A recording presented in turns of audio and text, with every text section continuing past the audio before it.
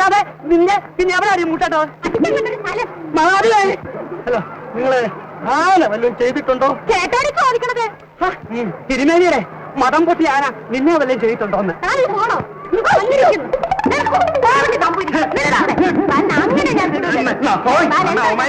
പാർവതി പാർവതി വിടൂ എന്നെ പാർവതി വിടൂ. സത്യം പറയൂ, എന്റെ കുട്ടിയുടെ അച്ഛൻ ആരാണ്? ശിവ ശിവ, ഞാനല്ല പാർവതി. പാർവതിയമ്മേ, ഞാനാണെന്ന് വെച്ചോളൂ. വേണമെങ്കിൽ ഞാനോടാണെന്ന് വെച്ചോളൂ. വേണ്ട, നീ വെക്കണ്ട. കുട്ടിയുടെ അച്ഛൻ ഞാൻ തന്നെ. പാർവതി, നമുക്ക് ഇന്നത്തേക്ക് പോവാ. ഒന്ന് ചിരിക്കൂ. നമുക്ക് ഇന്നത്തേക്ക് പോവാ. ഇത് പിടിച്ചോളൂ. വല്ലാതെ ക്ഷീണിച്ചിരിക്കണം. മഹാമായേ, ശക്തി, മഹാശക്തി, പടകാളി, ഭദ്രകാളി, അമ്മേ അമ്മേ അമ്മേ.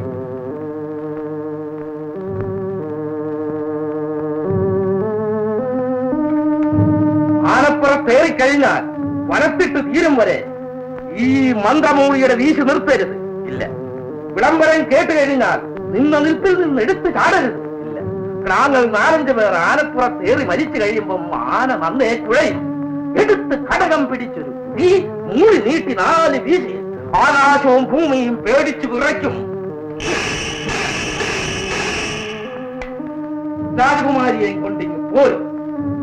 ആക്കം, നീ എന്താ ഒരുങ്ങാത്തത്? ഞാൻ വരുന്നില്ല അങ്ങനെ. ദേഹം മുഴുവനും വല്ലാത്ത ചൂട്. ആങ്ങളെ പോയി ജയിച്ചു വരെ.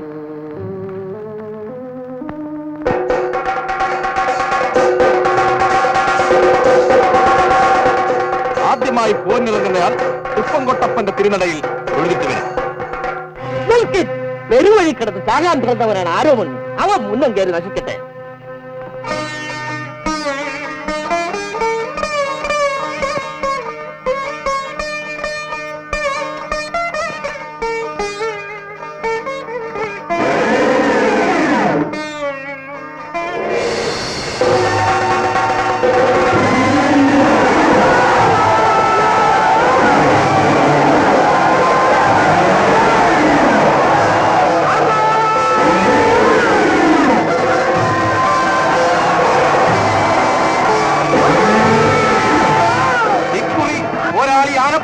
വലത്തിട്ടാലും ഇല്ലേലും മരിച്ചു വീണാലും ഇല്ലേലും മറ്റാന പാപ്പാന്മാർ ക്ഷേത്രവളത്തിനകത്ത് വന്നുകൂടാ, ആനയെ തൊട്ടുകൂടും. ഇനി ഇവനുമായി അംഗം വെട്ടാൻ ഇടയില്ലെന്നാണ് തോന്നുന്നത്. സത്യം, അവൻ മരിച്ചോളൂ. ചന്ദ്രപ്പന്റെ ഒരു തുള്ളി ചോര പൊടിയാതെ ഇപ്പോഴേ നമ്മൾ അംഗവും ചെയ്യും.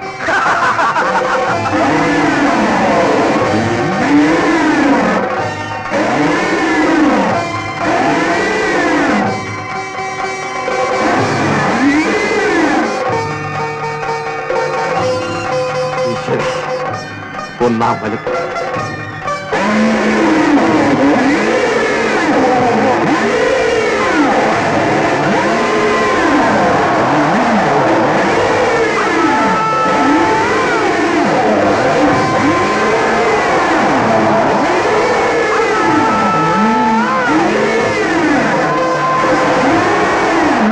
അമ്മാവ, ഈ മാതിരി മൂളിക്കോൽ അവനും അതാ സത്യക്കുട്ടി ഞാനും ഓർക്കണം.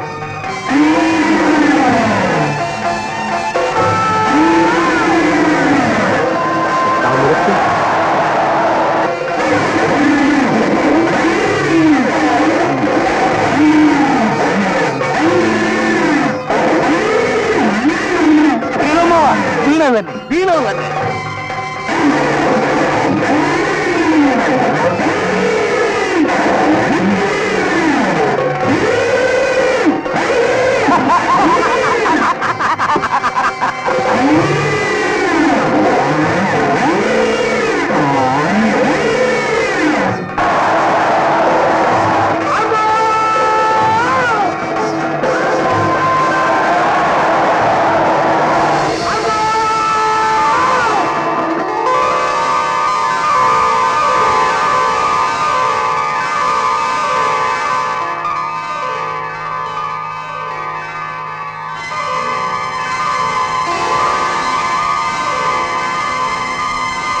ക്ഷമിക്കണം രാജകുമാരി.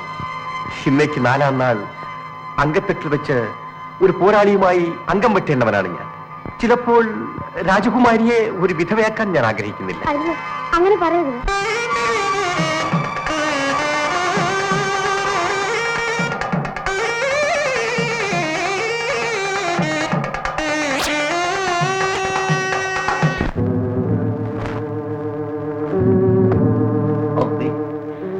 ഭദ്രേ, ഞാനിനി എന്തിനു ജീവിച്ചിരിക്കണം? തമ്പിക്കുട്ടി, അരുത്. ഒരു രാജപുത്രിയിൽ മാത്രം ജീവിതം ഒതുക്കരുത്. നിങ്ങൾ അതിലും എത്ര വലിയ മനുഷ്യനാണ്. നമ്മൾ വിചാരിച്ചാൽ ആ കൊട്ടാരം ഉൾപ്പെടെ ഇവിടെ കൊണ്ടുവന്ന് തറയ്ക്കും. ധൈര്യമായിരിക്കും. ചന്ദ്രപ്പനാണ് പറയണത്. അമ്മാവന് അങ്ങനെ ബുദ്ധിമോശം വരണതല്ല കുട്ടി. ആ, ഇതിലും വലുതേതോ വരാനിരുന്നെന്ന് കരുതും. പക്ഷേ ആ രാജകുമാരി എന്റെ തമ്പിക്കുട്ടിയുടെ കാൽക്കൽ വന്ന് വീഴും. എങ്ങനെ? ഇന്നും കഴിഞ്ഞ നാളെ അങ്കത്തട്ടിൽ ആ പെണ്ണിന്റെ പുരുഷൻ ഭീരുവായ ആരോമുണ്ണി എന്റെ അനന്തരവൻ ചന്ദ്രപ്പന്റെ കാൽക്കൽ മരിച്ചു വീഴും. ജയിച്ച് ആർക്കും കുരവയുമായി നമ്മൾ ഇങ്ങെത്തും. അടുത്ത നാഴികയ്ക്ക് കോലശ്രീരാജന് കുരുമാനമയക്കും. ആ രാജകുമാരിയെ പൂത്താല മകമ്പടി സേവിച്ച് ഈ പഠിപ്പുരവാദികൾ കൊണ്ടുവന്ന് നിർത്തും എന്റെ തമ്പിക്കുട്ടിക്ക് മാനരാസ. പറയൂ, പറയൂ. രാജാവ് നമുക്ക് അടിയറ പറഞ്ഞില്ലെങ്കിൽ ആ ക്ഷണം ഇവിടെ നിന്ന് പടനയിക്കും. രാജ്യം നമ്മുടെ കയ്യിൽ. ചന്ദ്രപ്പ, അതോടുകൂടി എന്റെ നേർപ്പങ്ങൾ മാക്കത്തിന് ഉടവ് കൊടുത്ത് അനുഗ്രഹിക്കുകയും വേണം. നിശ്ചയമായി.